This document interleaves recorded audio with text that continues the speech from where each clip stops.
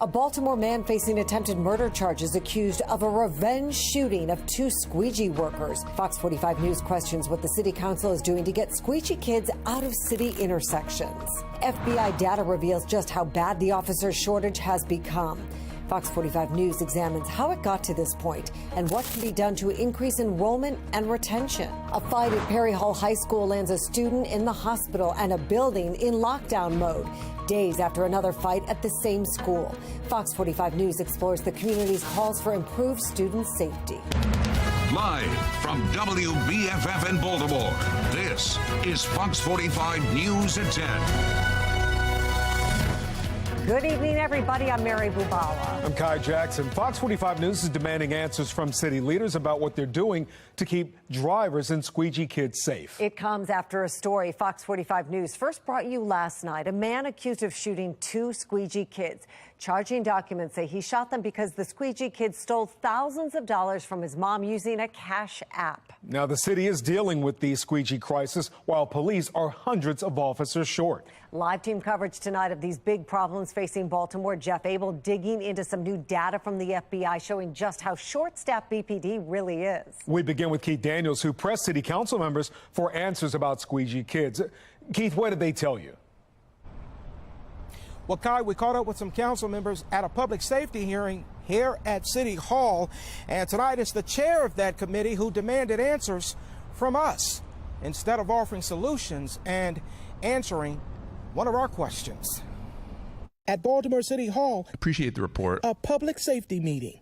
Councilman Mark Conway, Quarterly crime stats. Chairman of the Public Safety and Government Operations Committee, learning more about the mayor's administration's efforts. Focus specifically on victim services in Baltimore City. In providing victim services, primarily for those impacted by violent crimes, including homicides. Current year homicide, Vic 343, we have 320, 335 in 2021. But tonight, pressing council members about the latest incident involving a Baltimore man accused in the alleged vigilante shooting of a group of squeegee kids.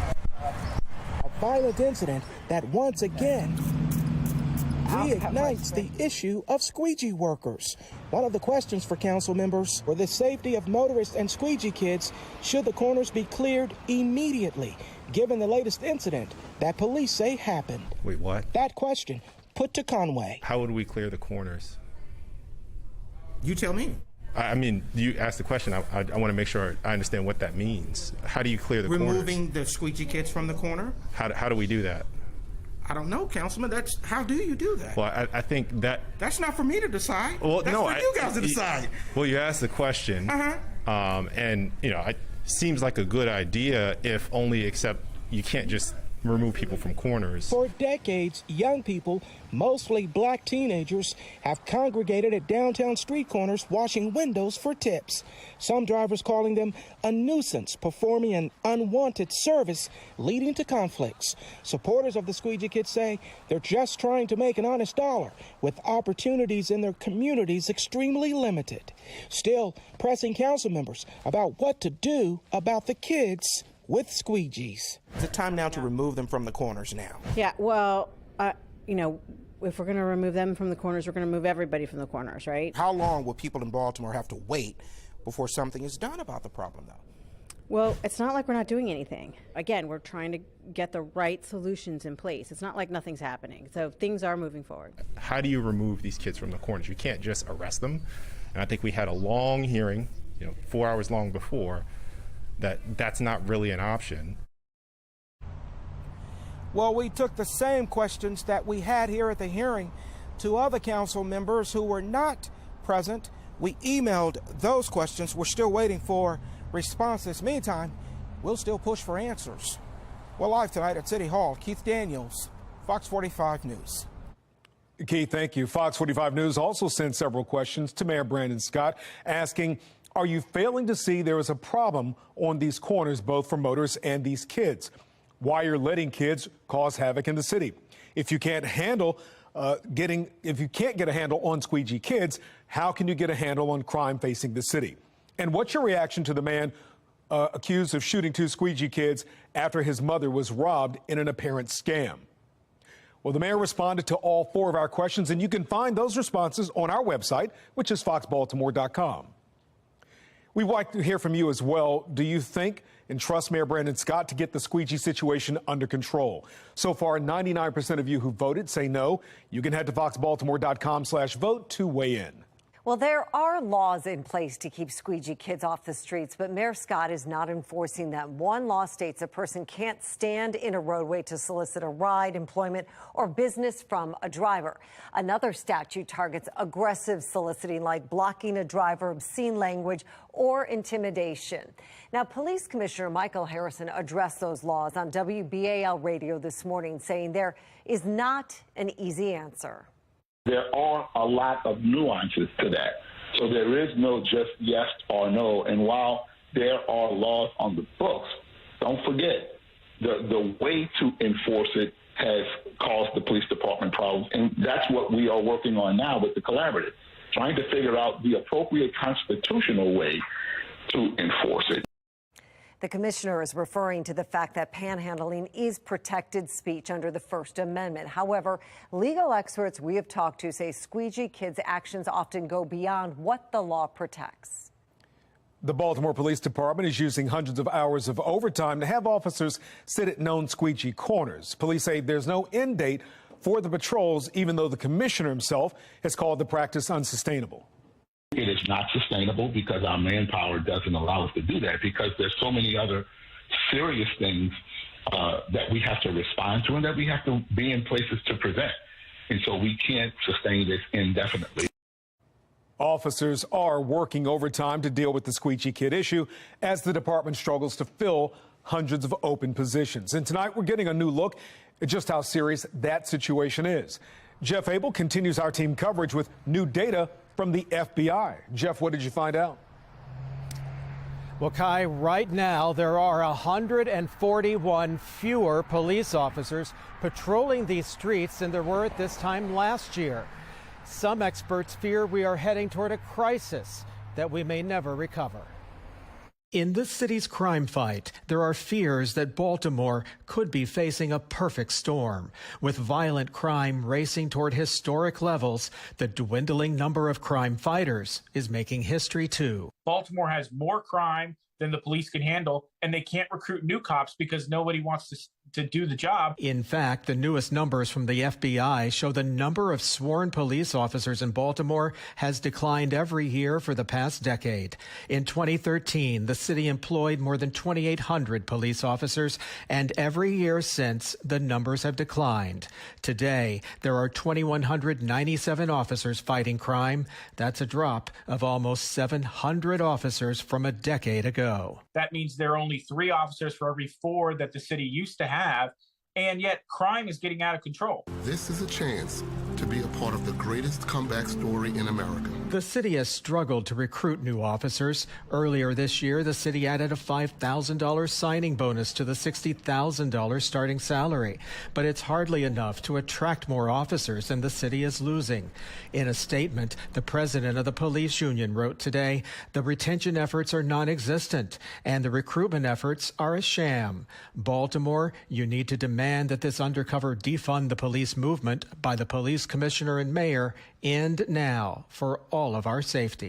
If Baltimore has 1,000 officers by the end of the decade, I'll be shocked. Sean Kennedy with the Maryland Public Policy Institute believes the city may never recover if it stays on the same course. When you are losing more officers to retirement and resignations than you can recruit, they're leaving faster than they join, you are in trouble. And Baltimore has been in trouble for a decade. Well, according to the union tonight, so many officers are leaving this department, not only because of the pay, but also because of poor working conditions and what they call a hostile work environment. We are live tonight. Jeff Abel, Fox 45 News.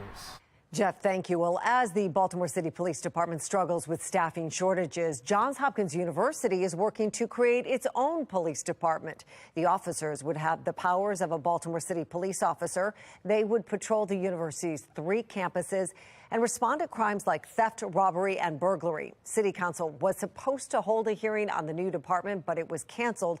Last week, we sent several questions to every City Council member asking if they support the JHU police force, including, given the understaffing of the Baltimore Police Department, do you believe BPD can provide the level of policing on the campuses of Hopkins without a private police force? No one responded to our questions.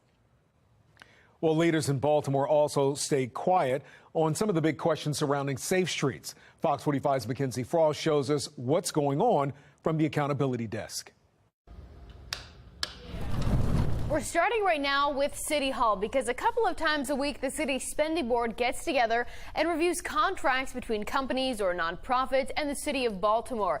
Here's a photo of the group during their latest meeting, which happened on October 5th. And I want to go over some of the key players.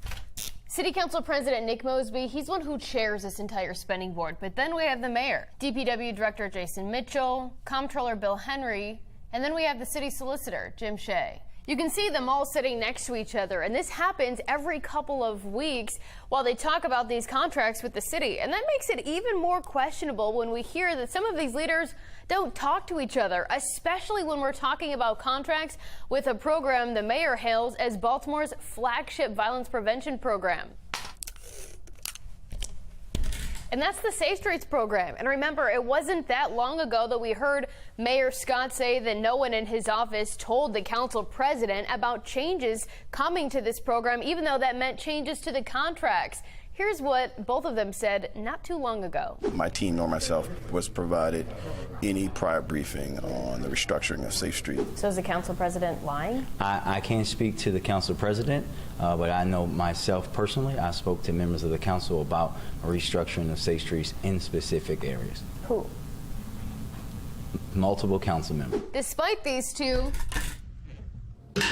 sitting next to each other, approving millions of dollars in contracts month after month, there are still a lot of questions about what's going on with this program, and apparently these two leaders aren't talking about it. So that led us to go to this last Board of Estimates meeting and ask the mayor what's going on. Why won't your administration let us see Safe Streets? I just have one follow-up question, though. Is your administration hiding something when it comes to this program? We're not hiding Safe Streets money because the contracts are all put out in the public. Meanwhile, we're still waiting on answers from these two. Bill Henry and Jim Shea. And remember, these two sit on the same Board of Estimates at this meeting week after week after week. Last week, we sent those two a note asking for a few things. We're looking for the metrics used to determine the disbursements of funds to the Safe Streets program. Also, all contracts or RFPs between the city of Baltimore and organizations administering the Safe Streets program. Shea continues to ignore the question, but we did get a response from Comptroller Bill Henry's office. They tell us that they'll send us a formal response by the end of this week, so we'll keep our eyes peeled to our email. In the meantime, we'll continue to investigate the Safe Streets program, looking for answers about how this money is being spent once the city gives it to these nonprofits, especially since the changes to the program are already underway. At the Accountability Desk, Mackenzie Frost, Fox 45 News. After a nice warm day with highs getting awfully close to 80, we are cooling down tonight under nice clear skies. We're settling back into the upper 50s, low 60s.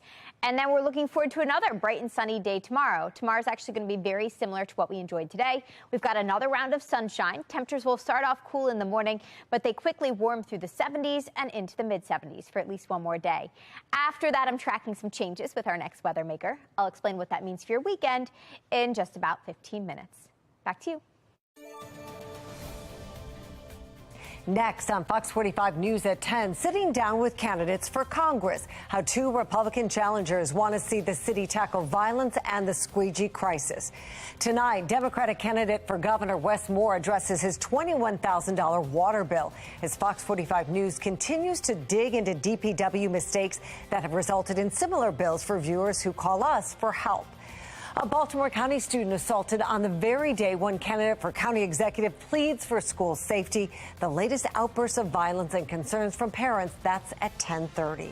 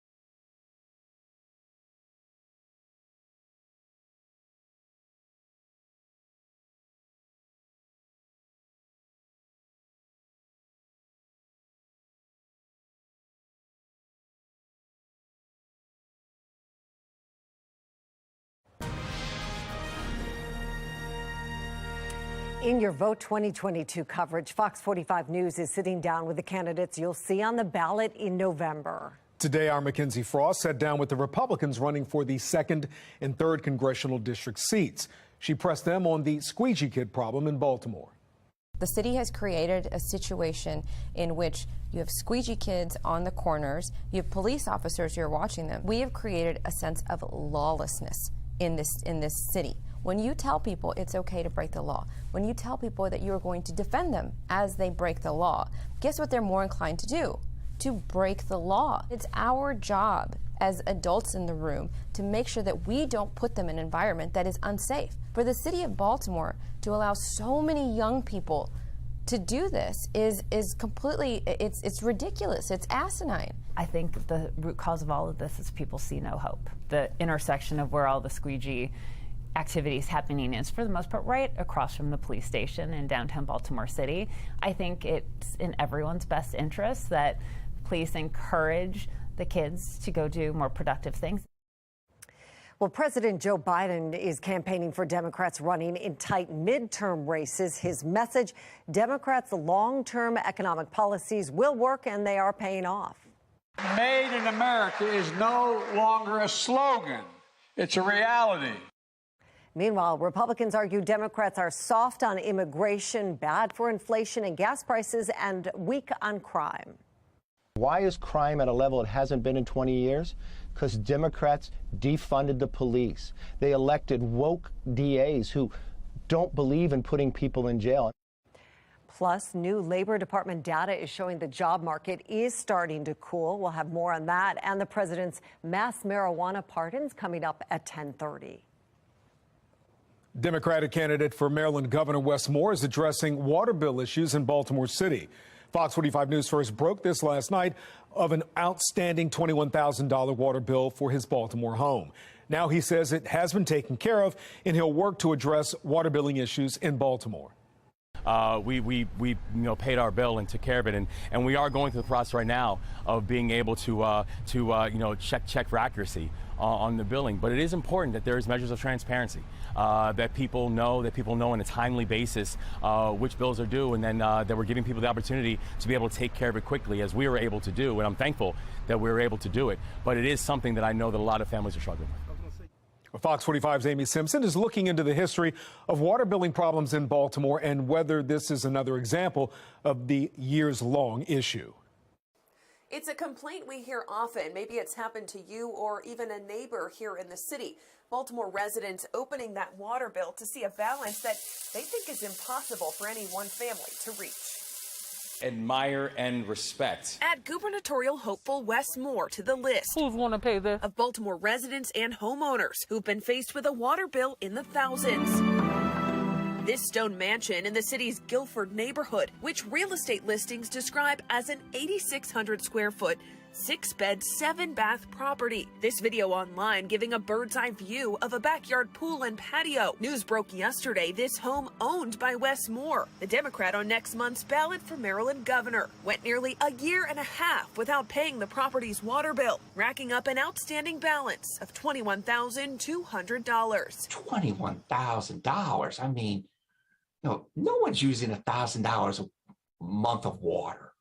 I mean, it's impossible. That sky-high bill broken down across 17 months, averaging more than $1,200 monthly in water usage. Moore's campaign quick to say the Moores have paid the current balance out of an abundance of caution while they review the accuracy of the charges. You would have to have a major leak or a major problem to have that high a bill. But this political analyst questions if this was negligence on behalf of a homeowner at all, or if the city's water infrastructure and management may be to blame. My gut tells me most of this is on the Baltimore City Water Authority, and I think that they're the ones who need to answer some questions about how does someone rake in a bill this high? It's a tale heard time and time again in Baltimore City. I thought it was a mistake. Residents opening envelopes to find water bills in the thousands. That's why my pressure stays up. Every time the mailman comes, I'm nervous because I don't know what the bill is going to be. Or tens of thousands. How come all of our bills are like $5,000? $25,995.27. I can't even come up with $500. Meanwhile, in that statement shared yesterday by Moore's campaign, they too question the accuracy of the exorbitant charges. This headline in the news as the gubernatorial hopeful is just a month out from Election Day. Yeah, Wes Moore has the money to write this check to make this just go away as a political thing. It's a one-day story. Now, today I questioned Baltimore City DPW about this exorbitant water bill, asking at what point does the city take action against delinquent bills, and were any delinquent notices sent to Moore's address? Also asking if they are investigating the accuracy of the water meter and this bill at Moore's address, but none of those questions have been answered. Amy Simpson, Fox 45 News. Still ahead, President Biden equating Russia's latest nuclear threats in Ukraine to the Cuban Missile Crisis, why he says the present is as dangerous as the height of the Cold War. Relief for Florida still reeling from the worst of Hurricane Ian. How a local eatery is going above and beyond in answering the calls for help.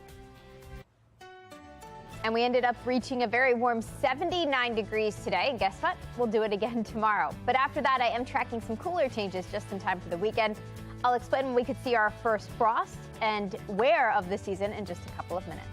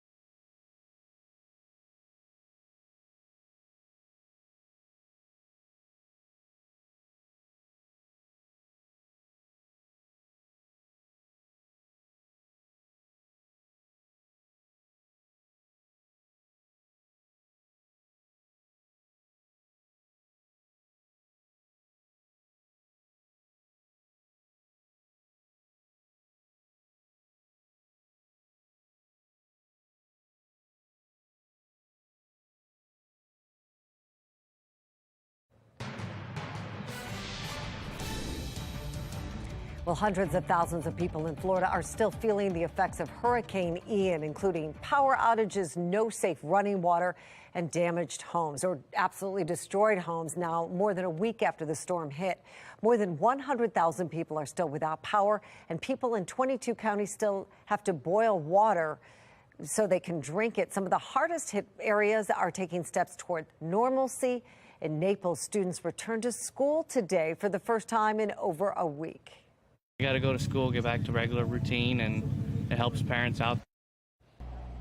Well, a local eatery is going above and beyond to help the victims of Hurricane Ian.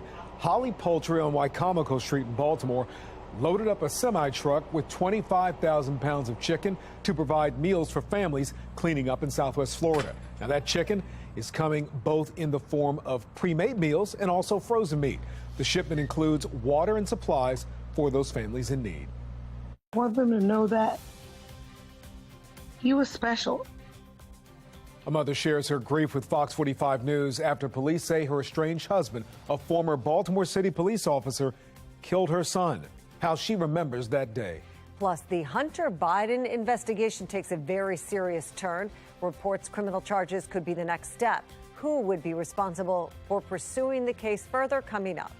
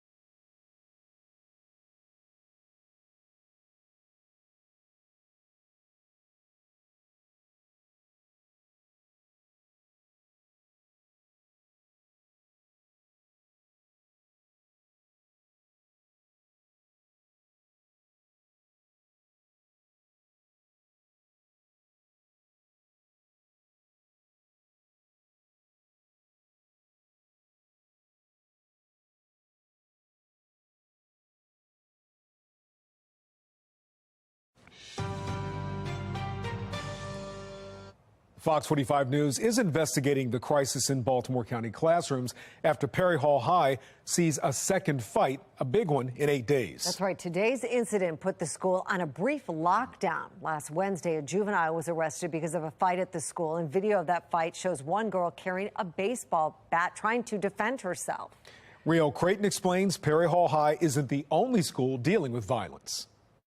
Well, it is not clear if the incident is connected to the school other than by proximity, but police are confirming that an incident, an assault, did happen in the woods next to Perry Hall High School. The alarm set off for Perry Hall parents and students just before 2 o'clock in the afternoon. Officers responding to the reported assault right behind the school. One person taken to the hospital, expected to live. The school goes on lockdown. Police later confirmed the victim is a student. Too many children are being hurt. Too many parents are becoming victims. Today's violence outside of the high school comes on the heels of a growing chorus of politicians and parents demanding more action on school violence in county schools. Pat McDonough, the Republican challenger for Baltimore County Executive, this morning holding a press conference on the issue where he blamed in part his opponent. Few others have. They are promoting a policy of discipline that really is no discipline. County Executive Johnny Olszewski's office sent us a statement saying in part he continues to take action to keep our schools safe, including expansion of the school resource officer program, hiring more teachers, social workers, and counselors. This is something that has been ongoing for quite some time. And it seems as if no one is making any attempt to bring this to a close. But it is an incident that also comes less than a week after Pastor Charles Neal and other parents staged a protest outside the very same high school over violence. Videos like this. where he alleged his niece was attacked by her bullies just a week earlier at Perry Hall. Today, the school's principal sent out this letter notifying parents of the assault, saying they activated the lockout protocol out of an abundance of caution, referencing it was an incident that occurred in the community. In White Marsh, Rielle Creighton, Fox 45 News. Parents and families participated in a school safety town hall last week. Superintendent Dr. Darrell Williams was invited but didn't go. He's been under the microscope at the end of the previous school year. Now in June, the county council called for Williams to be removed as BCPS leader, in part citing school safety. Ultimately, the board has that say. He is still in charge, and it appears the county council and superintendent continue to move forward. A mother is sharing her grief with Fox 45 News after her 15-year-old son was murdered. Police say a former Baltimore City police officer killed the boy, his stepson, in Anne Arundel County back in July of 2021. Fox 45's Alexa Ashwell sharing her story. The mother, who is Eric Banks' estranged wife, believes he took the easy way out in not letting this case go to trial, and tells me she looks forward to his sentencing. I want them to know that he was special. From across the country and inside the new home she now shares with her two sons, Latrice Banks tearfully opens up about the murder of her 15-year-old son, Dasan Jones, and her estranged husband, former Baltimore police officer Eric Banks, who appeared in court just this week for his stepson's murder. You were hoping that this would go to trial? Yes, it needed to. Banks, who has been in custody since his stepson Dasan's body was found inside a crawl space of his home in Anne Arundel County back in July 2021, entered into an Alford plea, acknowledging the jury would have likely found him guilty of murder, but not admitting any guilt. Latrice calling it the easy way out. Because to me, it doesn't say I did it, but it says there's enough evidence to say I did it. So, let's just say you did it then. Instead. So I still have those feelings that, no, I'm not happy with it. Latrice recalling that day. I had that feeling. She had just left court for a hearing for another protective order against Banks. The two, she said, had been having marital issues. In this court document writing, I am in fear for my life and well-being because Eric Banks keeps trying to control, follow, and emotionally abuse myself and my sons. Hours later, officers found Dasan's body inside Banks' home after Latrice called police saying she hadn't heard from her son and was concerned. Banks was taken into custody. Court documents detailing he tried to disarm the responding officer after the discovery, telling him, "You're going to have to end this." I knew it. And he was my baby. So I knew it. And we found him. He was unresponsive. A medical examiner later determining Dasan died of asphyxiation. Latrice haunted by the missing pieces as to exactly what happened.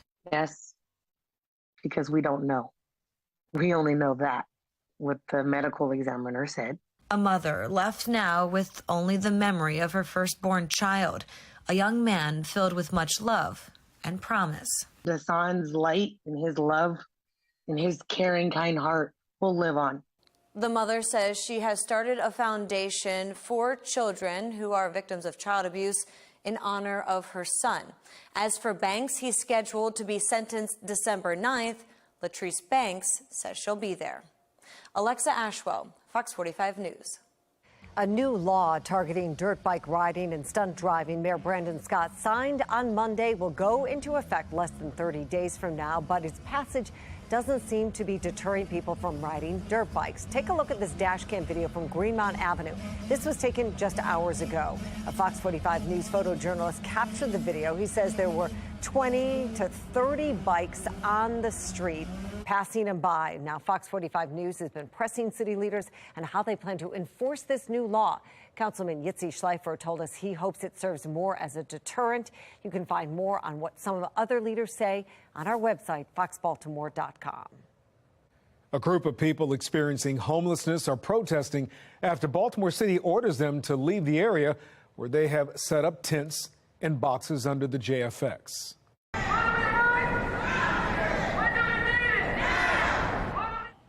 Well, the city says the group needs to move because that area is reserved for a licensed event, the Baltimore Farmers Market. Well, the group says the city hasn't given them an alternative for housing. Now, the order from the city after the farmers market vendors expressed their frustration over a homeless encampment in an area usually reserved for vendor stalls last weekend. One vendor says the group refused to let him near the outlets and insisted on unplugging the cords in themselves instead. One gentleman came, he ripped out all the cords, doing business, not provoked, nothing going on. We're just going around doing our business. Another guy came into this space and threatened me. Well, you can find more on today's protest and the trouble at the farmers market last weekend on our website, foxbaltimore.com. A dire warning from President Biden that nuclear war is as close as it's been since the Cuban Missile Crisis, saying Russian President Vladimir Putin is, quote, not joking when he talks about the use of tactical nuclear weapons or biological, chemical weapons. Those comments were made at a Democratic Senate fundraiser, alluding to the massive territorial and human losses by the Russian army in eastern Ukraine. Federal investigators believe they have enough evidence to charge Hunter Biden with tax crimes and making a false statement on a gun purchase. This from a Washington Post exclusive report. The president's son has been under investigation since 2018. It will now be up to prosecutors to decide if Hunter Biden will be charged. The U.S. attorney in Delaware, a Trump nominee, is supervising the case. A lawyer for Hunter Biden accuses investigators of improperly leaking information, according to the Post's report. A big announcement from the White House. President Joe Biden is pardoning all prior federal offenses for simple marijuana possession. National correspondent Christine Frizzell has details. It's a move that could impact thousands of people. President Biden announcing he will pardon all prior federal offenses of simple possession of marijuana. And he's asking governors to do the same in regards to state offenses. This is the most expansive move yet from this White House when it comes to U.S. drug policy. And the White House is taking it even further, asking the Departments of Justice and Health and Human Services to review how marijuana should be scheduled under federal law. Currently, remember, marijuana remains illegal under federal law, but we've seen individual states take different actions. It's now legal for medical purposes in 37 states, but many of those have also allowed for recreational uses as well. President Biden saying too many lives have been upended because of our failed approach to marijuana, adding, it's time we right these wrongs. How this will play politically will be something to watch in the run-up to the midterm elections. While marijuana laws have not been discussed much by congressional candidates this year, Republicans have in the past been more likely to oppose efforts to legalize it. And Biden's move could play into the larger soft-on-crime attacks they've been using against Democrats. In Washington, I'm Christine Frizzell.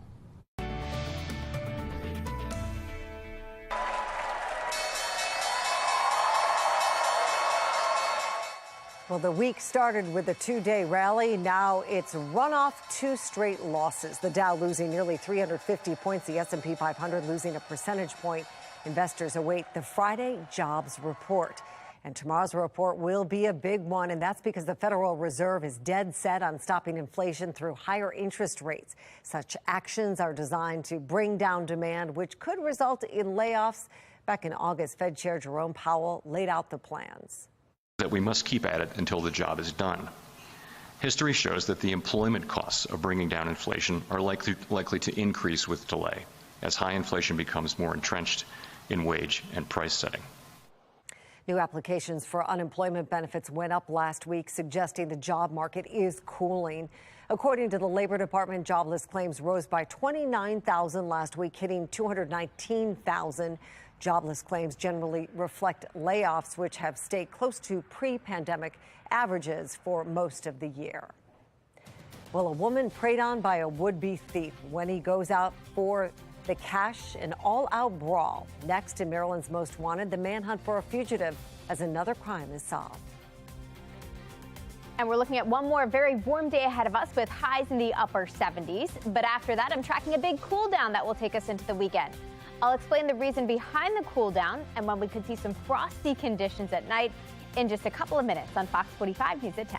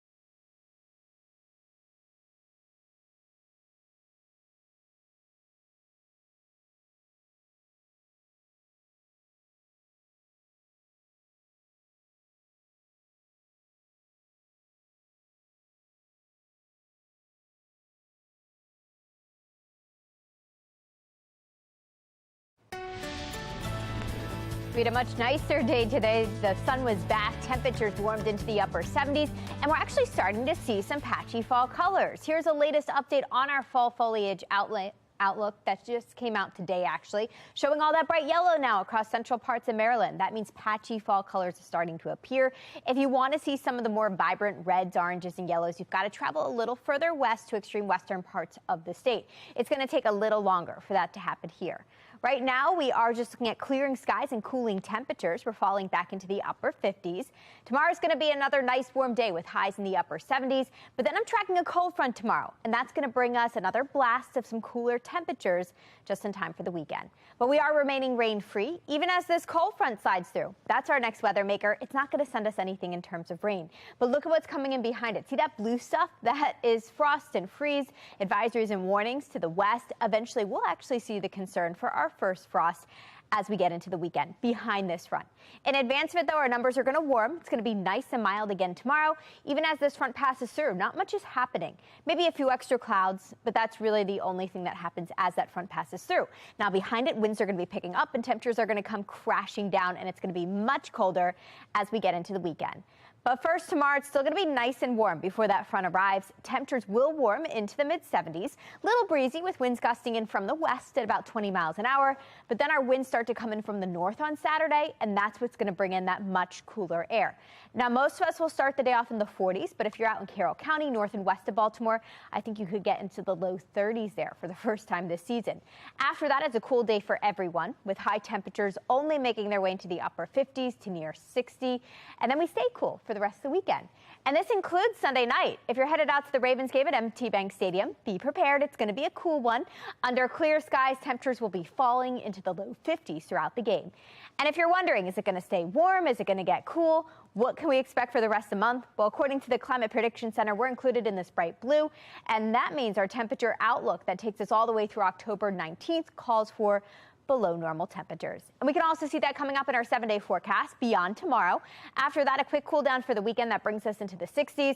Another warm up next week. We're briefly back in the low 70s with our next real shot at rain holding off until next Thursday afternoon. Mary? Amy, thank you. A pickpocket attempt turns into a brawl inside a Baltimore City gas station. And the fugitive wanted in a love story turned attempted murder is now in custody. Alexa Ashwell has this week's Maryland's Most Wanted.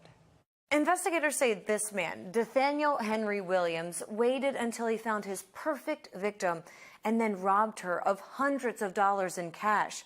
He's been on the run for the past 2 months, and now the U.S. Marshals Service needs your help tracking him down. September 18th, 2022, East Baltimore. A woman walks into this Carroll Motor Fuels to use the ATM, unaware of just how closely investigators say a man is watching her. She goes into the store, she attempts to access the ATM, get some cash out, but the whole time she feels kind of eerie because she feels like the male inside the store is watching her. Watching and waiting. According to investigators, that man is 27-year-old Nathaniel Henry Williams. Investigators say after the woman gets cash from the ATM, she moves to the checkout line. And that's when Williams strikes, reaching around her body and pulling $200 out of her front pocket. Physically puts his hand in her pocket, removes the cash. Al Maresca is a deputy marshal with the U.S. Marshals Service. He says the woman fought back, and while in a tug of war over the money, is pulled to the ground, hitting her head. She got into a tussle with the subject before he was able to take her cash and flee the scene on foot. Investigators say surveillance footage and witness statements ultimately led police to identifying Williams, but attempts to locate him have been unsuccessful. This guy's had an extensive criminal history. They have run this with the law, and it's repeat behavior. Investigators stressing there's no limit to his victims, and Williams must be brought to justice. It just goes to show that individuals like this have no respect for the law, nor the personal securities of an innate person. Take a good look. Williams stands at about 5'7" and weighs approximately 165 pounds.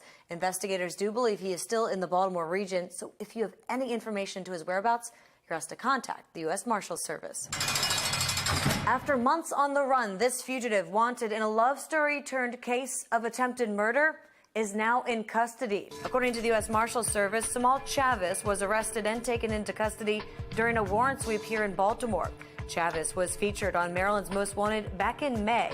In a fit of rage, investigators say Chavez is accused of shooting his lover in the head as she was fleeing to a Baltimore police station for help. He fired multiple shots. It just so happened that the witnesses in this case were the police officers that were at the police station.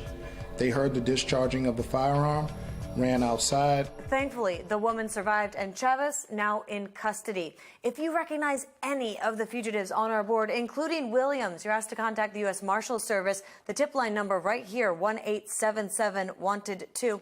Or you can contact Maresca directly. His number right here, 202-819-5058. Remember, you can always remain anonymous and you could earn a reward. I'm Alexa Ashwell, and this is Maryland's Most Wanted. At least 24 preschoolers and 11 adults are dead after an attack that began at a child care center in Thailand today. Police say the gunman is a 34-year-old former police officer who was fired from the force earlier this year because of a drug offense. I feel deep sadness towards the victims and relatives. Nobody thought this would happen. Authorities say the ex-officer was in court facing drug charges before the attack today. They say he opened fire on sleeping children and teachers in a classroom. At least 12 more people were hurt as the gunman ran from the school, shooting while driving through a crowd of bystanders. Investigators say the man went home, killed his wife and child before taking his own life. Well, Las Vegas police say a mass stabbing started as a random attack on the Strip. In total, 8 people were stabbed with a large kitchen knife. 2 victims have died. 3 more are in critical condition. We're told they are a mix of locals and tourists. Police detained the suspect in a matter of minutes thanks to concerned citizens following him and calling 911. They say he's not from Las Vegas. The sheriff says the Strip is secured and investigators will be processing the scene.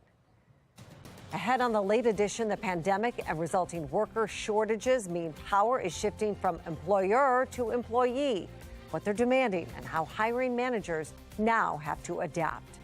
A few extra pounds aren't always a bad thing. How you can vote for your favorite Big Bears as part of Fat Bear Week. And A.J. Klein is going on his 10th NFL season and his first in Charm City. What the veteran linebacker brings to the Ravens defense ahead on Sports Unlimited.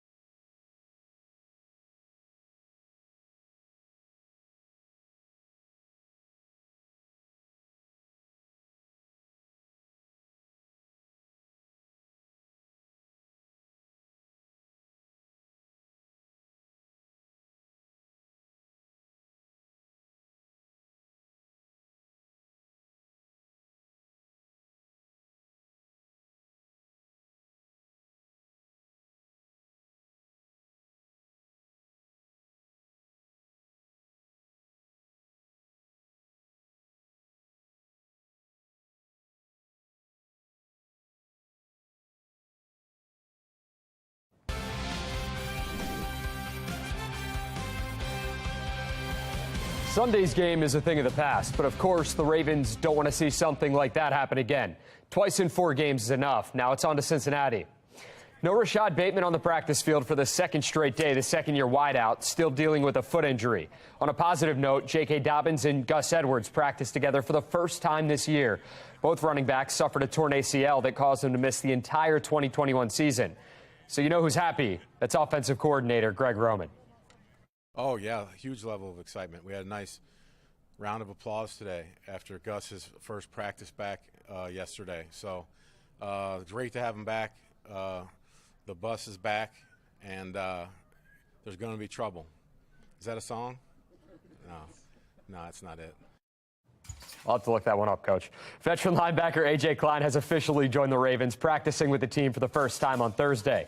A 5th-round pick of the Panthers in 2013, Klein has registered 449 tackles, 15.5 sacks, and brings 9 years of experience to this Ravens defense. Right now, it's kind of just fitting in, right? It's bringing that experience that I talked about, helping where I can. Obviously, first and foremost, I have to learn the defense. This is a new system. I've never played in the 3-4 before. There is carryover from stuff I've done with the Saints, some of the same coverages, and obviously schemes across the league are pretty much the same. But I still have to learn terminology, and that's going to be the biggest changeover. Well, coming up tonight, the vibe in the locker room ahead of the Ravens' first divisional matchup with the Bengals on Sunday Night Football when Sports Unlimited returns. Rocco, thanks. Ahead on the late edition, an apparent act of revenge against squeegee kids. Why it's prompting new questions about the safety of both drivers and squeegee kids themselves.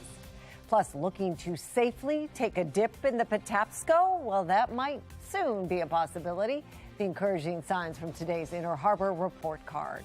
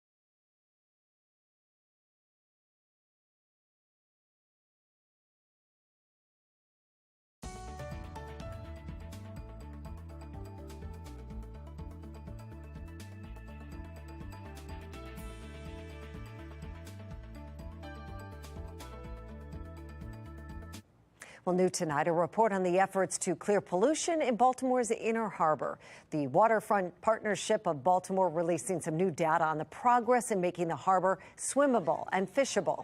Organizers say the report shows a positive trend towards that goal, but cautious against swimming in most cases. The report card this year says that lower bacteria in the water and a significant reduction in sewer overflows. How do we do that? I don't know, Councilman. How do you do that? Well, I think that's not for me to decide. Well, that's for you guys to decide. Well, city leaders scrambling for answers on how to handle Baltimore's squeegee crisis. Fox 45 News pushes council members only to have those questions fired back at us. Baltimore police have been called on to monitor street corners, a task force complicated by an officer shortage. Just how bad is the situation? And a fight outside Perry Hall High School in Baltimore County prompts a lockdown. How a discussion around recent school violence is taking a political turn. Live from WBFF in Baltimore, this is Fox 45 News Late Edition. Good evening, I'm Kai Jackson. An apparent act of revenge against squeegee kids, according to police, is prompting a renewed push for safety on Baltimore street corners. We have team coverage tonight of the city's response, beginning with the city council hearing on public safety this afternoon. Keith Daniels has that story. Well, we caught up with some council members at a public safety hearing, and tonight it's the chair of that committee who demanded answers from us instead of offering solutions and answers to one of our questions. At Baltimore City Hall, appreciate the report. A public safety meeting. Councilman Mark Conway, quarterly crime stats, chairman of the Public Safety and Government Operations Committee, learning more about the mayor's administration's efforts, focus specifically on victim services in Baltimore City, in providing victim services, primarily for those impacted by violent crimes, including homicides. Current year homicide, Vic 343, we have 320, 335 in 2021. But tonight, pressing council members about the latest incident involving a Baltimore man accused in the alleged vigilante shooting of a group of squeegee kids. A violent incident that once again reignites the issue of squeegee workers.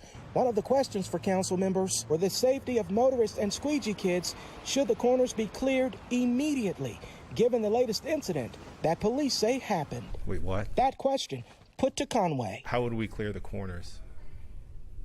You tell me. I mean, you asked the question. I want to make sure I understand what that means. How do you clear the corners? Removing the squeegee kids from the corner? How do we do that? I don't know, Councilman.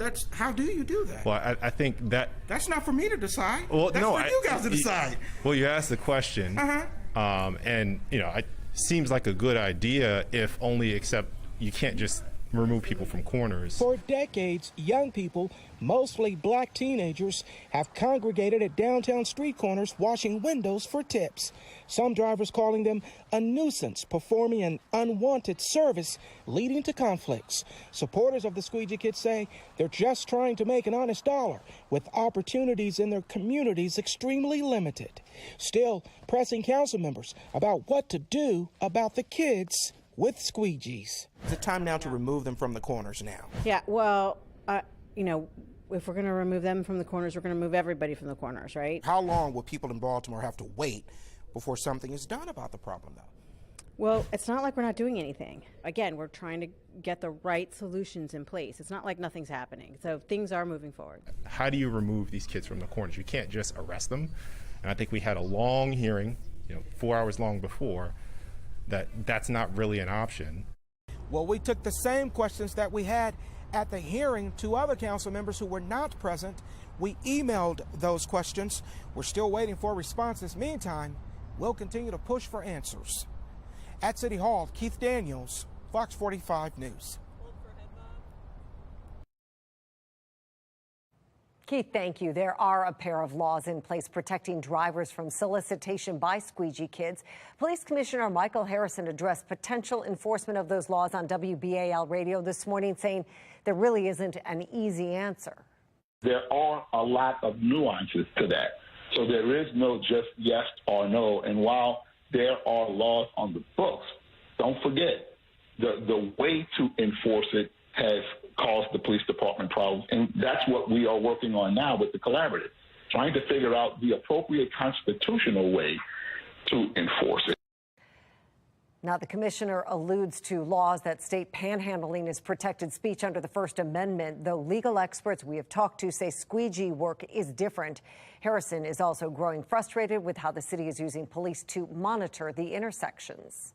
There's so many other serious things that we have to respond to and that we have to be in places to prevent. And so we can't sustain this indefinitely. Well, the Baltimore Police Department is paying out hundreds of overtime hours to have officers sit at known squeegee corners. Police brass say the department is stretched thin, so that impact will be felt somewhere else. Jeff Abel continues our team coverage. Well, right now there are 141 fewer police officers patrolling these streets than there were at this time last year. The numbers are declining so fast, some experts predict we are heading toward a crisis from which the city may never recover. In this city's crime fight, there are fears that Baltimore could be facing a perfect storm. With violent crime racing toward historic levels, the dwindling number of crime fighters is making history too. Baltimore has more crime than the police can handle, and they can't recruit new cops because nobody wants to do the job. In fact, the newest numbers from the FBI show the number of sworn police officers in Baltimore has declined every year for the past decade. In 2013, the city employed more than 2,800 police officers, and every year since, the numbers have declined. Today, there are 2,197 officers fighting crime. That's a drop of almost 700 officers from a decade ago. That means there are only 3 officers for every 4 that the city used to have, and yet crime is getting out of control. This is a chance to be a part of the greatest comeback story in America. The city has struggled to recruit new officers. Earlier this year, the city added a $5,000 signing bonus to the $60,000 starting salary. But it's hardly enough to attract more officers than the city is losing. In a statement, the president of the police union wrote today, the retention efforts are non-existent and the recruitment efforts are a sham. Baltimore, you need to demand that this undercover defund the police movement by the police commissioner and mayor end now for all of our safety.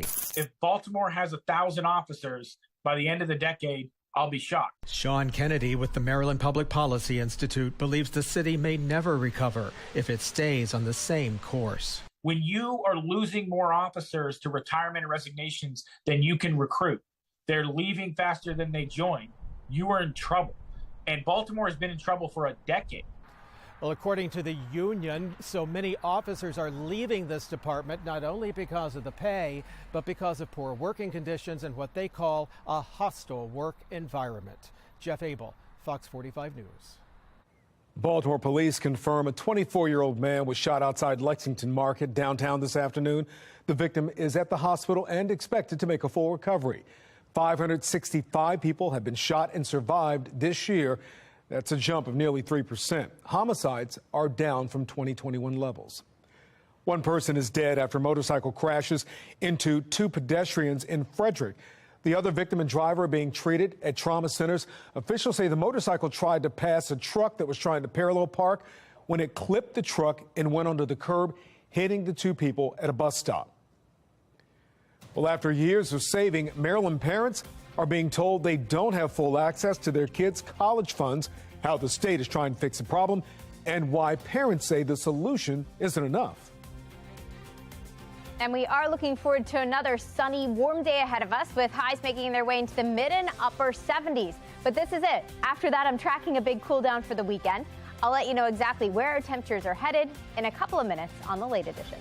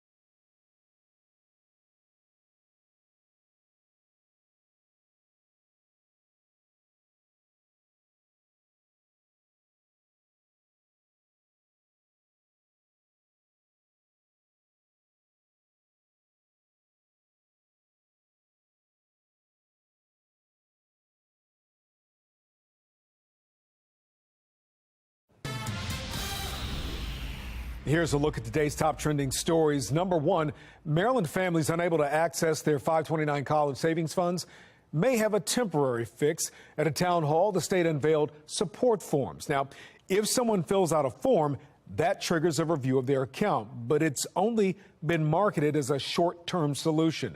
Frustration among parents is growing.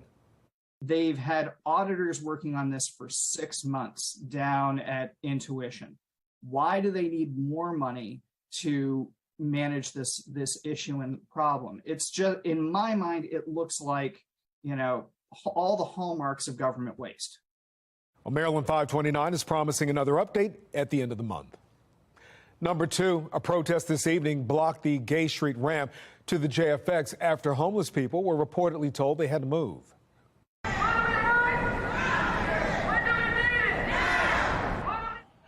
An encampment formed this past weekend is near the site of a weekly farmers market. Vendors and homeless people are briefly got into arguments over that space.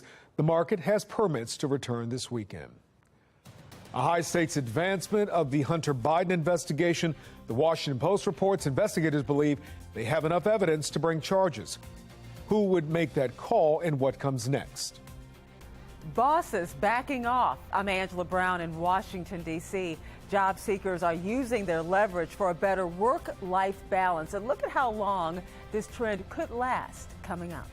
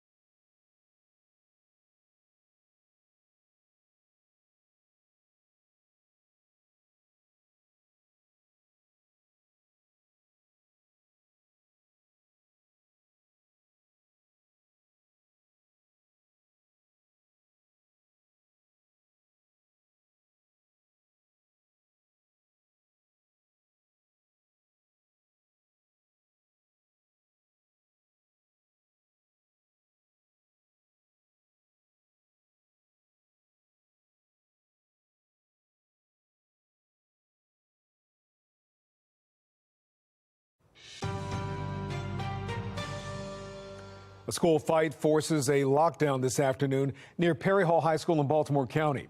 Well, the school's principal tells parents they acted out of an abundance of caution. Today's aggression comes on the heels of a growing chorus of parents and politicians demanding more action on school violence. Less than a week ago, parents and faith leaders held a rally outside Perry Hall High School. Pastor Charles Neal says his niece was attacked by bullies. Pat McDonough, the Republican challenger for Baltimore County Executive, says current leadership is at fault. This is something that has been ongoing for quite some time. And it seems as if no one is making any attempt to bring this to a close. Well, Fox 45 receives a statement from County Executive John Olszewski's office. He says he's working to keep schools safe through expansion of the school resource officer program, hiring more teachers and social workers and counselors.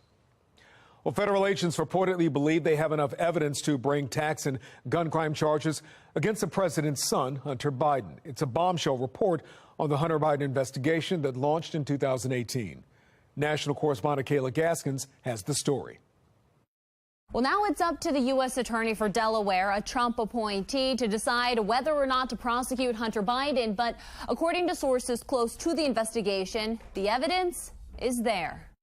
The president's son facing jail time and hefty fines if the U.S. Attorney in Delaware decides to prosecute.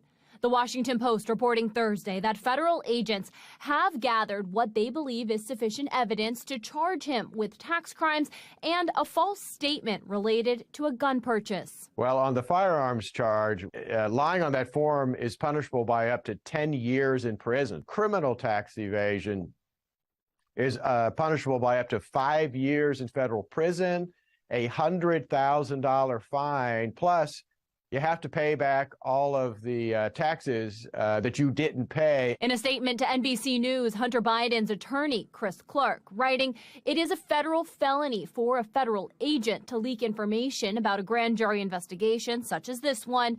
We expect the Department of Justice will diligently investigate and prosecute such bad actors." We reached out to the White House. They referred us to the Justice Department, who responded with, "The department declines to comment." The Justice Department under intense scrutiny for Hunter Biden's case after whistleblowers alleged widespread attempts by the FBI and DOJ to squash investigations into the president's son. All of this should have happened a long time ago. You know, most of this information was available, as you know, back in 2020. It was apparently suppressed by certain individuals in the FBI who didn't want an investigation going on. That's according to whistleblowers, and thank goodness it's finally being investigated the way it should have been 2 years ago. Tax and gun charges could just be the beginning of Hunter's legal troubles. Congressional Republicans have promised to fully investigate Hunter's international business deals and any involvement his father may have had should Republicans retake Congress in this November's midterm elections. I'm Kayla Gaskins reporting. A local eatery steps up to help hurricane relief efforts in Florida. Holly Poultry on Wycomico Street in Baltimore loaded up a truck with 25,000 pounds of chicken for families in the Fort Myers, Florida area. Now, that chicken comes in the form of both pre-made meals and also frozen chicken meat. They're going to be cooking some of the stuff we're sending down and feeding people right there at their locations in the Fort Myers marketplace. Also, some of it's going to be going down and then going out to families where they don't have anything, and giving them some resource of supplies, water, and food. Holly Poultry's owner says some of his employees will stay in Florida for the next few days to help distribute those supplies. Amy.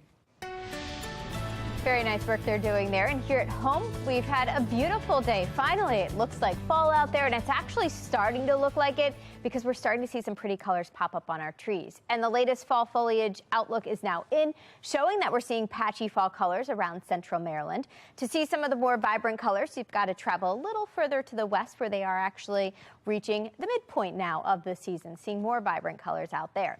And eventually we'll see that here too. It's just going to take some time.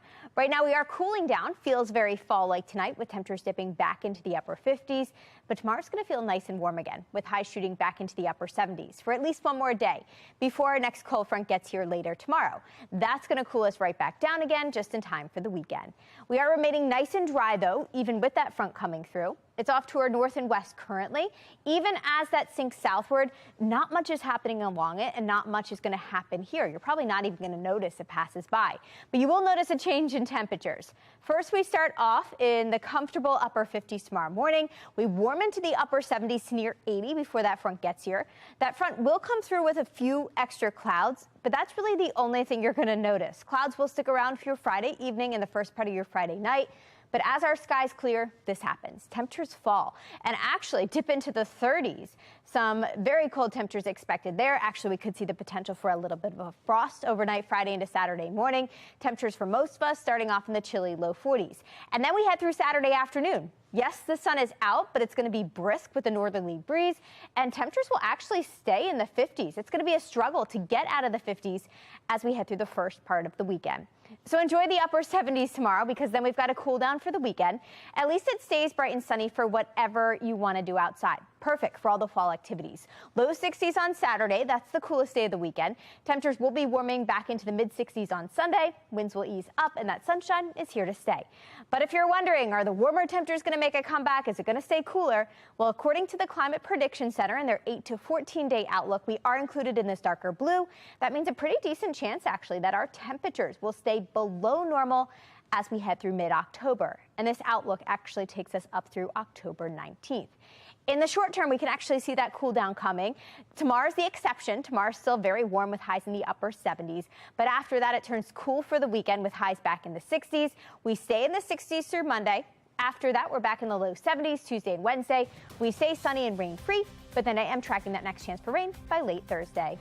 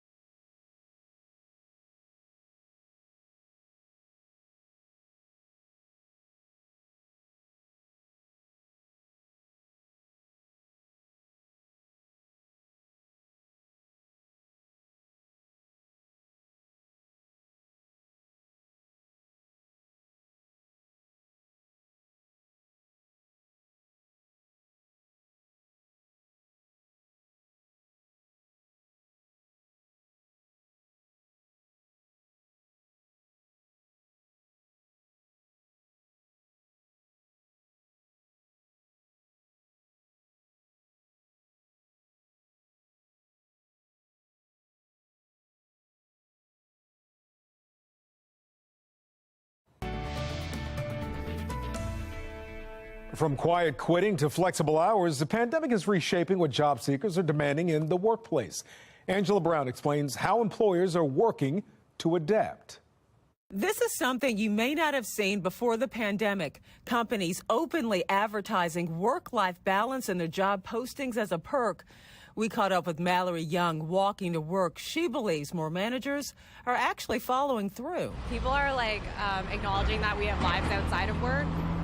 So I think people are just more cognizant of that, especially managers. Job seekers are not keeping quiet online if companies do not respect boundaries. The Wall Street Journal reporting an analysis of thousands of employee reviews on Glassdoor, the job posting site, shows that mentions of boundaries have increased nearly 30% between 2019 and this year.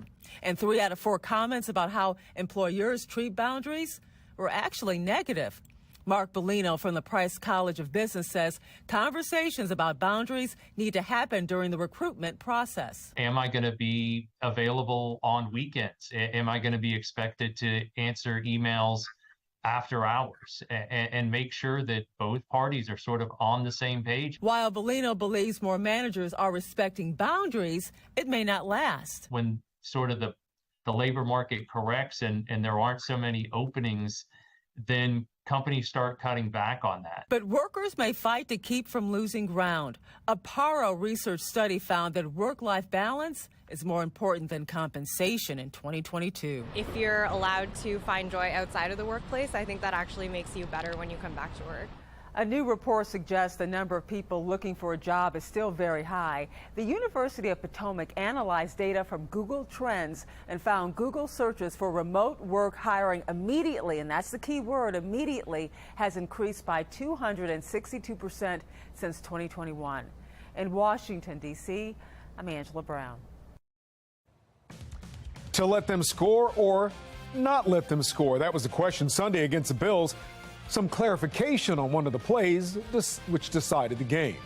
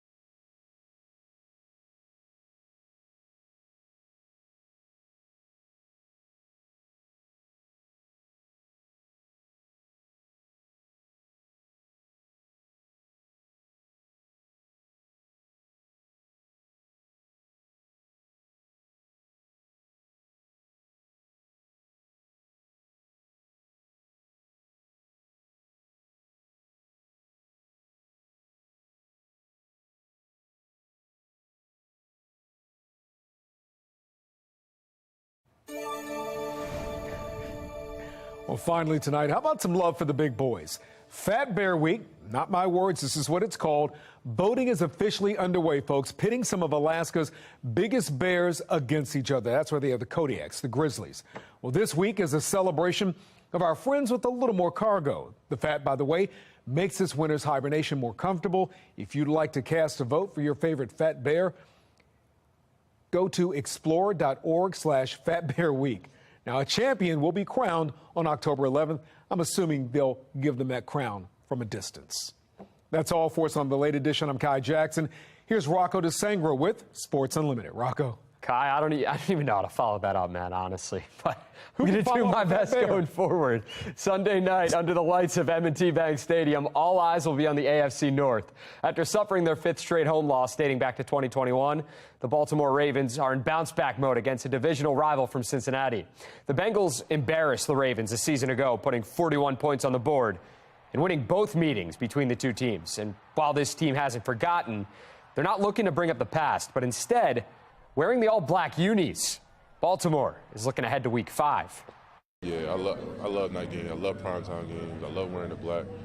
You know, I just feel like it's a different swag for us. Plus, we got to get our first home win. So it's a divisional game, too, against a rival team we have history against. So it's the perfect atmosphere for us to, you know, just get that dub and really make a statement. You know what I mean? Man, I just look at it as, you know, another game. You know, I just got to go out and play my game, continue to just execute, make my plays when the ball comes my way, and, you know, just do whatever it takes to help this team win. So there were 2 plays in the Ravens-Bills game that had social media buzzing. The decision not to kick a field goal on 4th and goal, and then Odafe Owe tackling Devin Singletary short of the end zone rather than letting him score. You can see it. We slowed it down. He actually punches the ball, and it nearly comes out. He jars it loose a bit. Owe explains exactly what happened in that sequence. You know, the call was, you know, strip. If you can get the strip, you know, let him score. So, you know, I'm trying to make a play, obviously. So I see him going down, and I just go ahead for the ball. And, you know, I'm the only one that saw that it was about to come out. So I thought it actually did come out. That's why I kind of, like, got on him a little bit. But once it didn't come out, obviously, you know, it was a missed opportunity. But you're a football player. You live for the ups and downs. You know, if it goes the other way, you're a hero. But if you don't, you know, you got to pay for those consequences. But I'm cool with that, you know. I'm always going to try to make that play, and hopefully we can get a win this weekend. So it's cool. Owe just telling it how it is. Maryland football could easily be 5-0 heading into this weekend showdown with Purdue. After suffering their first loss of the year at the hands of Michigan, the Terps took some anger out on Michigan State. And Talia Tungavailoa distributed the ball very well. Sharing is caring, and Leah seems like a firm believer in that. 9 players had 2 or more catches in the 27-13 win over Sparty, much to the liking of head coach Mike Loxley. You're targeting multiple people that have skills to be able to make plays for us to help us. It makes it tough for them to defend and say, hey, let's take this guy away. So I'm happy with the way the ball has been distributed by Leah. I like the way that every guy in our program or that's playing for us has the opportunity to make big plays for us. There's a ton of college football action this Saturday. Orioles relief pitcher Dylan Tate, we're talking baseball now, will represent the red, white, and blue on one of the sport's biggest stages. The 28-year-old righty has been added to the USA roster for the World Baseball Classic. Tate, who posted a 3.05 ERA in 72 2/3 innings, will join teammate Cedric Mullins on the roster. The World Baseball Classic begins March 8th. That's it for this edition of Sports Unlimited. I'm Rocco DeSangro. Thanks for watching. Have a great night.